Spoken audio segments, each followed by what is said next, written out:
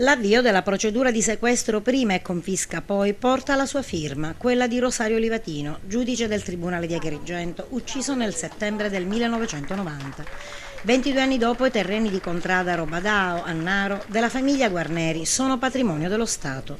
A gestirli sarà la cooperativa sociale Rosario Livatino Libera Terra sulla base di un progetto pilota finanziato con i fondi del PON Sicurezza 2000-2006, promosso e sostenuto in tutte le sue fasi, oltre che dal Consorzio Agrigentino per la Legalità e lo Sviluppo, presieduto da Maria Grazia Brandara. Sono 5 giovani che sono stati selezionati tramite bando pubblico, avevano partecipato circa 160 ragazzi della nostra provincia, ragazzi meritevoli, intanto per l'entusiasmo che mettono ma anche per la professionalità.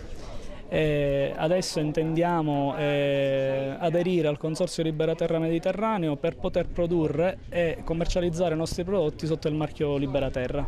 Oggi noi abbiamo ottenuto un risultato per averne degli altri, è il primo passo per dimostrare a un territorio che l'utilizzo dei beni confiscati non solo fa lavoro, ma non viola la natura di un territorio.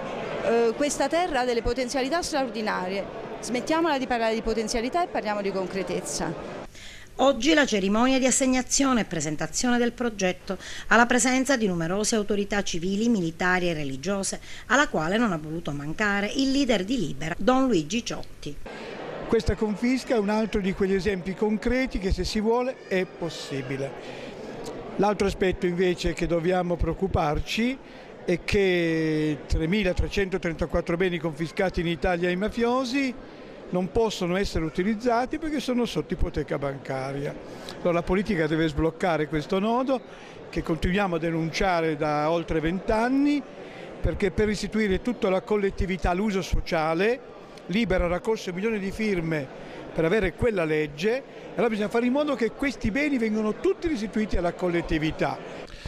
E questa è una società che riacquista i suoi spazi, è quella società buona in cui molti crediamo ed è composta da molti e che pian piano, con l'impegno, la volontà, riesce a fare quei passi che aprono un po' la nostra storia alla speranza. Un'occasione per ricordare la memoria e la figura di Rosario Livatino, come ha sottolineato il questore di Agrigento Giuseppe Bisogno. Questo di Naro è senz'altro un momento significativo, quello peraltro conclusivo della dinamica arresto del mafioso, sequestro del bene, confisca e riutilizzo del bene. Di questi momenti, ovvero della effettiva utilizzazione ai fini sociali dei beni confiscati alla mafia, alla criminalità organizzata in generale, ne vogliamo vivere tanti altri.